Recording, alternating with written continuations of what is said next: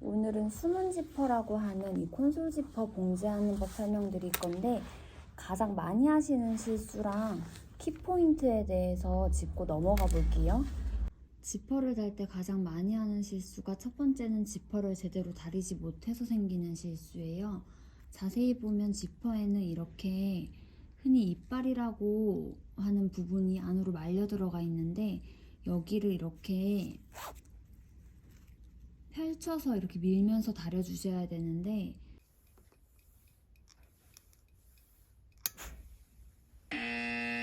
대부분 그냥 말린 채로 다림질을 하는 경우가 많아서, 그럴 경우에는 다림질의 의미가 없어져서 다림질 하실 때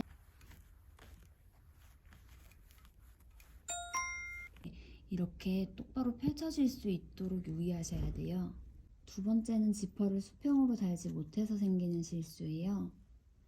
지퍼 이빨 이 부분을 나란히 일직선상에서 서로 맞물리도록 봉제를 해줘야 깔끔하고 예쁘게 달리는데, 지퍼는 늘어나지 않고 원단은 늘어나는 특성을 가져서 노루발이 지나가게 되면 재봉틀의 힘과 노루발의 압력으로 이렇게 2-3mm씩 밀리게 되는데, 그럼 서로 이렇게 맞물리지 못해서 2-3mm 이렇게 밀리는 차이 때문에 이거를 잡아주지 못하면 지퍼가 예쁘게 달리지 않는 경우가 가장 많이 놓치는 부분이에요.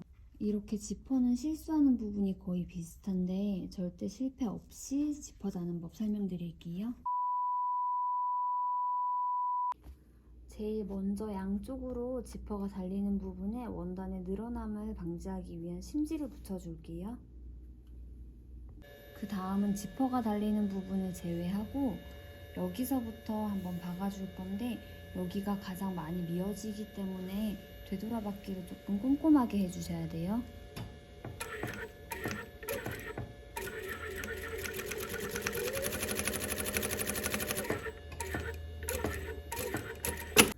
그리고 이렇게 완성선을 따라서 가름솔에서 다려줄 거예요. 그리고 중요한 포인트가, 여기 시작점이랑 끝지점을 나란하게 한번 표시를 해줄 거고, 시작점 표시한 지점이랑 지퍼 이빨 부분이 약간 1mm 차이가 나야지 여기가 뭉툭하지 않고 얇게 예쁘게 빠질 수 있어서, 약간 이렇게 지퍼 이빨을 조금만 내려줄 거예요. 그리고 여기를 체크를 한번 연필로 대충 해줄 거예요. 그 다음 지퍼가 이렇게 닫힌 상태에서 아까 시작점 표시한 부분을 나란하게 체크를 해주고, 닫힌 상태에서 이렇게 대볼 거예요. 이렇게 대보고 끝지점도 마찬가지로 이렇게 체크를 해줄게요.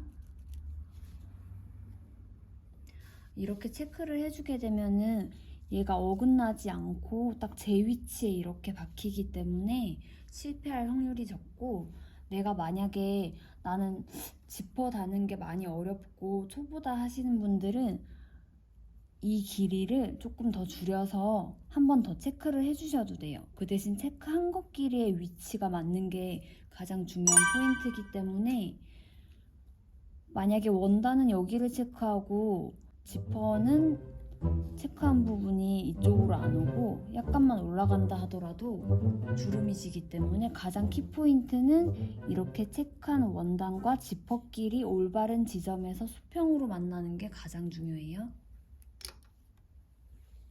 그런 다음에 이렇게 지퍼를 다려줄 건데, 앞서 말씀드린 것처럼 이렇게 지퍼 이빨이 펴질 수 있도록 이렇게 다려주셔야 되고, 초크보다는 연필이나 샤프 같은 게 조금 더 정교하게 표시가 되기 때문에 다렸을 때 지워지지도 않고,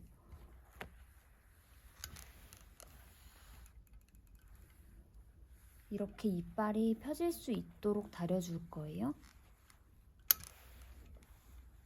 이렇게 표시를 한 다음에 다릴 거기 때문에 지워지는 초크 이런 거는 사용을 하시면 안 되고, 이렇게 말려있는 이빨을 다 펴준 다음에는 지퍼를 올리게 되면 다시 이게 오므라들기 때문에 절대 올리지 마시고 이 그대로 원단에 대고 봉제를 해줄 거예요. 그리고 이렇게 봉제를 해줄 건데 외노루발을 사용하는 이유는 나중에 옷을 제작하게 되면은 지퍼를 달고 나서 여기 안단을 올리게 되는데 그때 어차피 외노루발을 사용해야 되고 콘솔 지퍼 전용으로 나오는 노루발이 있는데 그게 사실상 이렇게 가까이 박히는 경우가 많이 없어서 콘솔 지퍼 노루발은 저는 정말 사용을 안 하는 편이고 외노루발로 지퍼를 봉제한 다음에 안단까지 하면은 훨씬 그게 더 편하기 때문에 외노루발 사용을 권해드리고 있어요. 그러면 이제 지퍼에 표시된 부분끼리 이렇게 위치를 정해주고 시접이랑 지퍼만 이렇게 들어서 박을 거예요.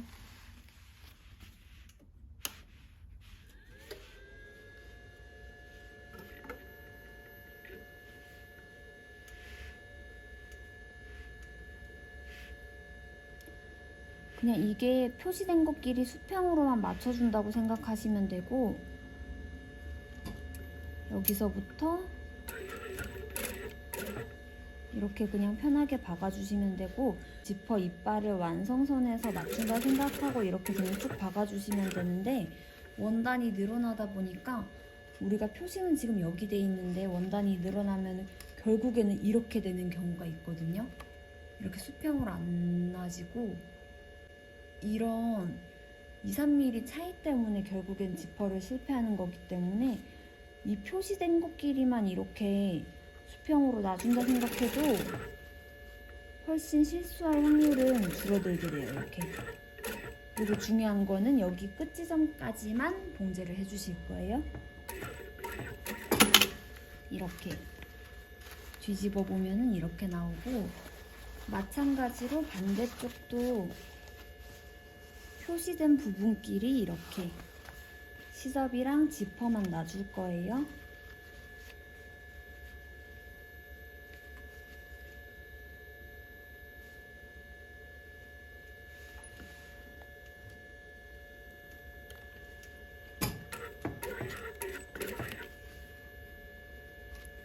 여기도 이거 표시된 부분을 생각 안 하고 그냥 받게 되면 원단이 늘어나기 때문에 아까 말씀드린 것처럼 미세하게 차이가 생겨서 안 예쁘게 박혀서 여기 표시된 것끼리만 맞춰준다 생각하고 최대한 안으로 박는다 생각하시면 돼요. 이렇게.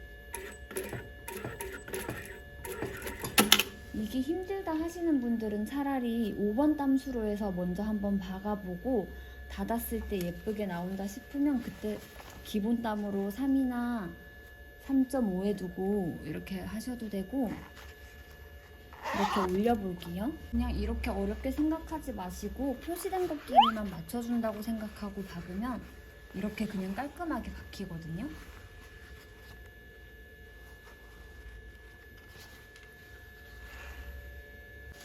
이렇게 하고 나서 조금 더 꼼꼼하게 하고 싶다 하시는 분들은 여기 가장자리 여기 들리는 부분 있죠? 이 부분은 지퍼할 때랑 마찬가지로 그냥 한 번 더 박아줄 거예요. 박는 길이는 시작점에서부터 끝 지점까지만.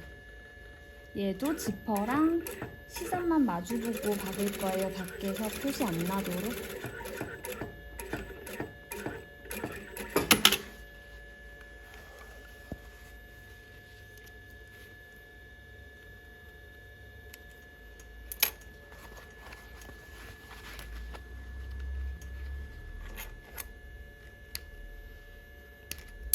이렇게 한번 끝쪽을 한번 박아주면은 왼쪽처럼 들리는 게 없어서 외관상으로 조금 더 깔끔하게 박혀요.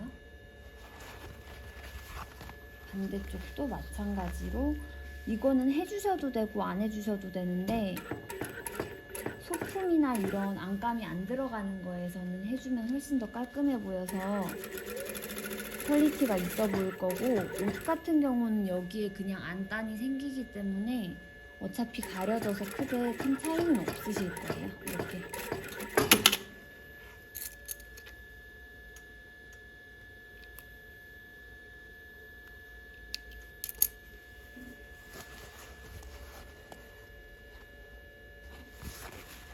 이렇게 뒷모습도 깔끔하게